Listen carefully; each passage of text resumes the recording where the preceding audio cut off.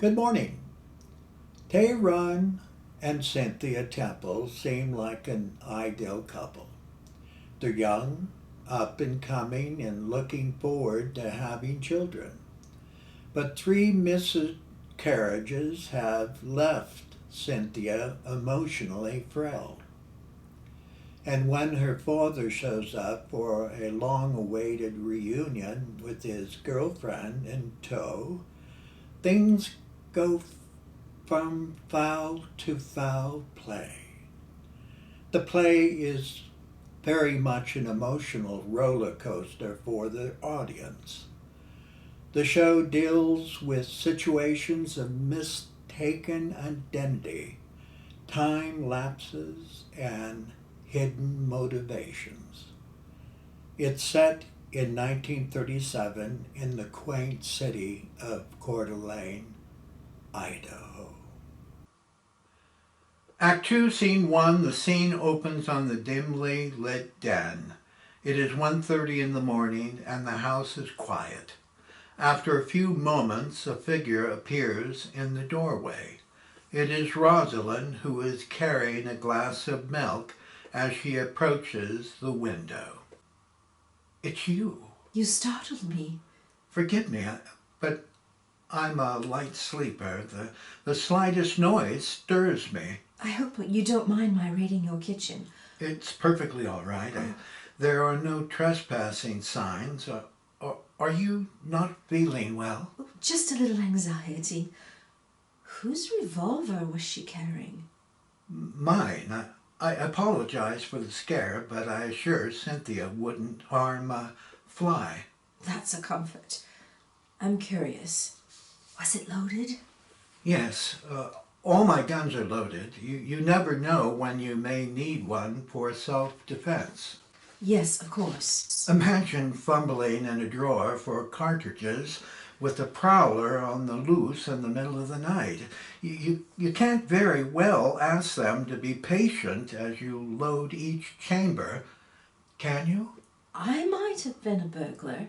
Where's your pistol? Well, why do you ask? Curious, I suppose. Here. Would you like to see it? Do you want me to take it out? Yes, if you don't mind. It's small, but packs a wallop. Impressive. I don't meet many women who appreciate finely crafted firearms. May I hold it? It doesn't frighten you? Oh, it's not my first time, Mr. Temple. Tyrone gently places the derringer into her open palm. How does it feel? Cold, but powerful. It warms up the longer you hold it. Have you ever shot anyone? No. Would you? If the circumstances meant protecting one's life, I would say yes. I don't believe I'm capable of shooting anyone. Let's hope you're never put to the test. Yes, indeed. How is your milk? Soothing, thank you. How is she? Sleeping. Does she suffer only from depression? Do you mean, is she crazy? I didn't mean to imply... It's all right. I have to convince myself she is moderately sane most of the time. It must be difficult for your marriage. It is. But I have my work to keep me focused. Don't you hate not being able to sleep? Yes, especially on nights before court hearing. I should leave now and let you finish your milk. Good night, Rosalind. Tyrone. Yes? I don't want to be alone. Did you hear me? Yes.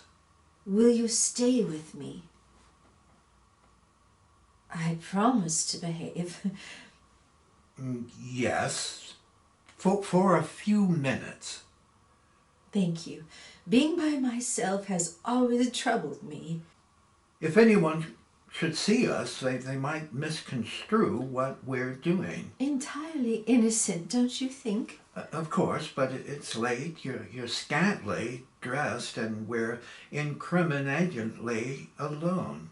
That's innocent enough. Sydney might disagree. Don't worry, he had enough whiskey to comatose a gorilla. After you finish your milk, we bid each other good night, okay? Let's shake on it. Rosalind, I want to ask you about... Call me Rosie. Okay, Rosie. Do you mind if I ask a few questions regarding Sydney? Only if they're painless. I think you know why I asked him here. Cynthia has been corresponding with him over the last year, and I noticed it made a substantial difference.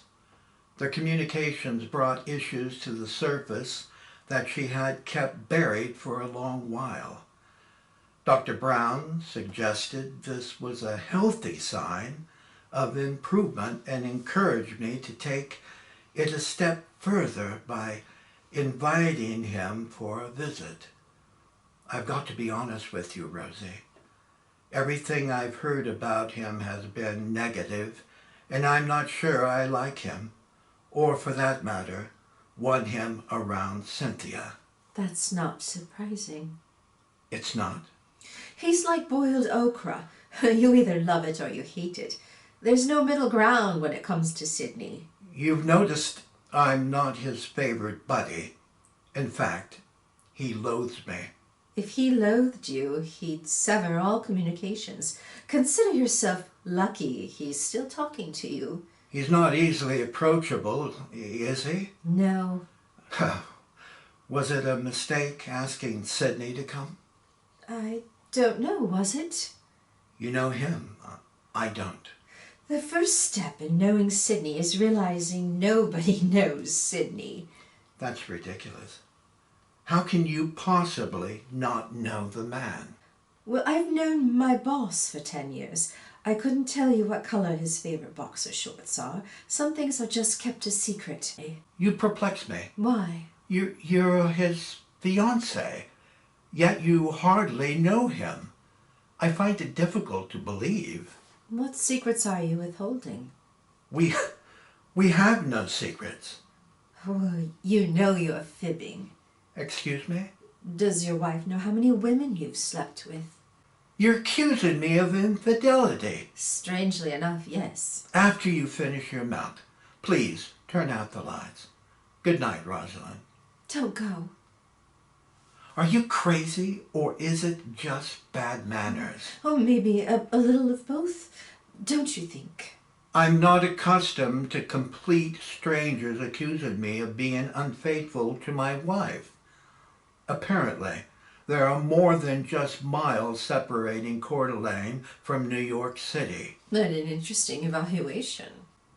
You think you know me? That's a scary assumption, isn't it? I know a few interesting facts about you as well. Oh, please do share, for I love good gossip. It's a common knowledge Sydney has accumulated vast resources. It's rather tempting for a gold digger to win his affections. But his money is only secondary, right? Am I getting warm? I've heard it said a vivid imagination guarantees most lawyers a 60% increase. Is that true, Mr. Temple? You're a nice-looking woman who shouldn't have difficulty choosing a mate. But it behooves me why you selected Sydney. A porpoise and an alligator would be a better match. You can kiss me if you'd like. I know you want to. You're the most presumptuous woman I've ever met. What makes you believe I want to kiss you? By the way you're licking your lips. This is preposterous. Rosalind stands and moves to his side. Is it? Rosalind lifts her hand to his face, touching his lips. Stop it! Rosalind lowers her hand to his crotch. Would you rather be touched here? Tyrone firmly holds both her hands behind her back and then proceeds to passionately kiss her on the mouth. Entering the room is Cynthia, wearing the same dress we last saw her in. Tyrone notices her presence. "Cynthia!" Cynthia remains silent and stands still as Tyrone moves to her side, embracing her. "Cynthia, let me explain." As they hold one another, Cynthia's arms are within Tyrone's robe, making it possible for her to take hold of his derringer. Once doing so, shielded from the view of Rosalind and the audience, she fires the derringer once to his midsection. Tyrone slowly stumbles back a pace or two with an expression of dismay without uttering a word. Tyrone slowly drops to his knees and keels over dead onto the floor. "Oh my God, you've killed him!" Cynthia calmly turns the derringer in Rosalind's direction. Within seconds, Sidney appears at the doorway in the den. "Cynthia?" Cynthia turns to him but keeps the derringer pointed at Rosalind. "Cynthia?" "Do something, Sid! "Cynthia!" Stop saying your goddamn name and do something, will you?" "Cynthia!" At this moment, Cynthia discharges the derringer once more, hitting Rosalind squarely in the chest. Rosalind crumbles to the floor dead. As Sidney looks on in horror, Cynthia calmly moves to one lit lamp and turns it off. The den is completely black as we continue hearing Sidney repeating, "Cynthia! Cynthia! Cynthia!"